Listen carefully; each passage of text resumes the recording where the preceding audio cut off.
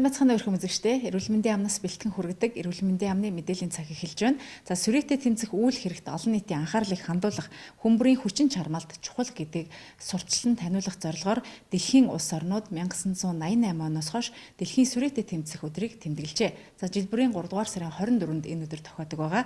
За энэ хүрээнд мэргэжлийн байгууллагуудаас ямар ажлууд зохион байгуулагдал талаар бид эрүүл мэндийн амны нийгмийн эрүүл мэндийн газрын дарга ганц цэгтэй ярилцах гэж байна. Тэгэхээр манай улсад одоо жил дунджаар сүрээгийн хичнээн одоо тохиолдол бүртгэгдэж байна. Энэ өвчний тархалт одоо хэр хурдцтай байна вэ? 2016 оны байдлаар бол нийт 4045 тохиолдол шинээр бүртгэгдсэн байна. Нийт өвчлсөн хүмүүсийн тоон маань бол 4669 тохиолдол бол эмчилүүлээд явж байна. Сүрээ хийж тусгал энэ өвчин баяа одоо хэмжиж байгаа юм. Сүрээ өвчин зөвхөн амьслын замаар халддаг. Сүрээ боломжтой өвчин. Сүрээ хийдэг өвчин. Хүмүүсээ сүрээгийн талаар буруу ойлголтоос салж зөв ойлголт мэдээлэлтэй байж энэ өвчнөд тэмцэцгээе. Тэгэхээр бас нэг судалгаа харж ирсэн юм а тэндээс бас яг энэ сүрээтэй хүмүүс залуужж гин гэдэг. Тэгэд энэ одоо хөвчлэн ямар насныханд энэ өвчин зонголон тохиолдоод байгаа шиг байна. Ер нь бол сүрээ өвчнөөс бол хамгийн харамсалтай нь бол 16-аас 44 насныханд бол нийт сүрээгийн өвчтэй 65% орчим хувь нь байна. Тэгэхээр энэ бол та бүхэн мэдж байгаа сүрээ өвчний эмчилгээг бол маш их хугацаа, мөнгө шаардсан эмчилгээ байдаг. Тэгэхээр энэ 16-аас 44 нас гэдэг маань эд хүний сайхан амьдрах, хөдөлмөрлөх нас байгаа. Тэгэхээр бид энэ дээр бол тодорхой хэмжээний бодлогоо чиглүүлж сайн ажиллах бол бас шаардлагатай байна гэсэн байдал бол энэ тооноос бол харагдаж байна. Тэгэхээр залуужж гин гэдэг нь бол одоо мэргэжлийн байгууллагуудын бас судалгаагаар тогтоогдчихлоо. Тэгээд яг энэс урьдчилан сэргийлэхийн тулд хувь хүн одоо яг энгийн гэрийн нөхцөлд ч гэдэм үү яг энгийн урьдчилан сэргийлэлтийн мэдээллийг өгөхгүй юу? Сүрээ өвчин гэдэг бол амьсгалын замын халдварт өвчин байна. Тэгэхээр энд бол хүн дархлаа сайн байх юм бол бид сүрээ өвчнгөөр өвчлөхгүй байх боломж бүрэн байгаа. Тэгэхээр хоол тэжээлээ сайн идэх, агаар туслын замаар халддаг учраас бид одоо энгийн л агаар туслын замуудын өвчний үед хэрэглэгддэг чектэй цэвэрлэгээ хийх, агаар оруулах зэрэг энэ л асуудлууд ороод явна. Тэгээ хамгийн гол нь бас нэгэнд одоо сүрээ өвчнөр өвчлсөн хүн байх юм бол нэг ханиалгахдаа хамгийн гол нэг маск зүгээд твшчих хэрэгтэй. Энэ сүрээ өвчний юм маань хөвчлэн ханиах үед энэ гадагшилж халтдаг байгаа. Тэгэхээр сүрээ өвчний талаар бас нэлээд томоохон судалгаанууд бол энэ гадны байгууллага та бүхэн хамтраад хийдэг байхаа. Тэгээ хамгийн сүүлд яг ямар одоо судалгаа хийвэ? 2013-аас 15 онд бол бид бол сүрээ өвчний үндэсний тархалтын үндэсний судалгаа хийсэн байна. Энэ судалгааны үр дүнгээс харах юм бол нэг өвчтний цаана хоёр өвчтөн бас шинж тэмдэггүй явж байна гэсэн дүн бол гарсан байгаа.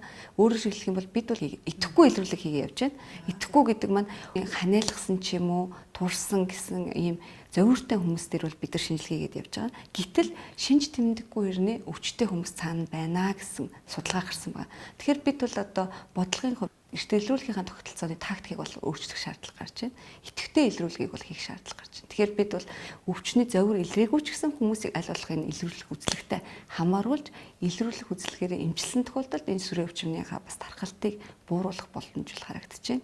Гэхдээ сүрээ өвчний илрүүлгийг бол хвчлэн бид одоо энэ сүрээ өвчнөд эрсдэлтэй бүлэг хүмүүст бол хийгээд явах нь илүү ач холбогдолтой. За сүрээ өвчлөөр манай улсын хувьд яг дэлхийн аль түвшинд байд юм бэ? Сүрээ өвчний тархалтаар бол Монгол улс Дэлхийн эрүүл мэндийн байгууллагын номхон талаан баруун бүсийн сүрээгийн өвчлөх ихтэй 7 орны 4-р бол одоогийн байдлаар явж байна. Нийгмийн эрүүл мэндийн газрыг бас удирдаад авч явж байгаа хүний хувьд бас яг бодлогын хүрээнд ямар одоо томоохон одоо ажлууд хийгдэж байна. Дэлхийн нийт бол сүүлийн 15 жилийн мянган өвчлийн зорилттой бол дүгнээд доктортой хүршлийн үзэл баримтлалыг бол баталсан байгаа. Монгол орн бол 2016 оны 2 сард Монгол улсын доктортой хүршлийн үзэл баримтлалыг бол баталсан байгаа. 4-р зорилтод бол халдварт өвчин, тэр дотроо сүрээ өвчин, шалгуур үзүүлэлт маань одоо 10,000 хүн ам тутамд 15.5 байгаа. 2016-аас 2020 он хүртэл 14.4, 2024 он хүртэл 14% хүргэнэ гэсэн зорилтуудыг бол тавьсан явж байна. Мөн 2016 онд бид халдварт өвчнөдтэй тэмцэх хянах үндэсний хөтөлбөрөөр бас батлуулсан байна засгийн газраар. Одоо бид бол төлөвлөгөөн дээрээ бол ажиллаад явж байна. Манай ингээд ард иргэдийн хувьд ажиглаад хахад эрүүл мэндэд бас ингээд төдийлөнс анхаарч өгөхгүйгээс болоод эрт онцлуулж чадахгүй. За бүр сүулт мэдээд нэг тухайн өвчнөдө хүндрүүлдэг юм яаж байгаа. Тэгэхээр одоо сүрийн өвчнийг яг эрт онцлохын тулд бас та бүхний өмнө яг ямар асуудал одоо тулгамдж байна ер нь. Эрүүл мэнд гэдэг бол хүн хүнээс бас өөрөөс шалтгааллах хүчин зүйл байгаа.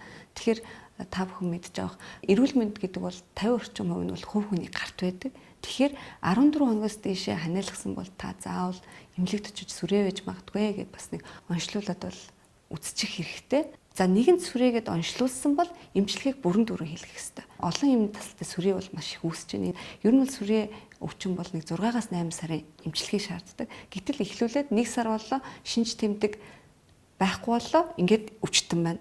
Эргээд хэвих амьдрал руу ороод явчихдаг. Гэтэл дахиад энэ маань эргээд бүр их зардалтай олон юм тасалтай сүрээ бас үүсэх магадлал өвчлөлүүд бас их байна. Тэгэхээр энэ хувь хүний өөртөө тавих анхаарал, хувь хүний оролцоо бол маш их хэрэгтэй байна гэсэн дүн бол харагдаж байна.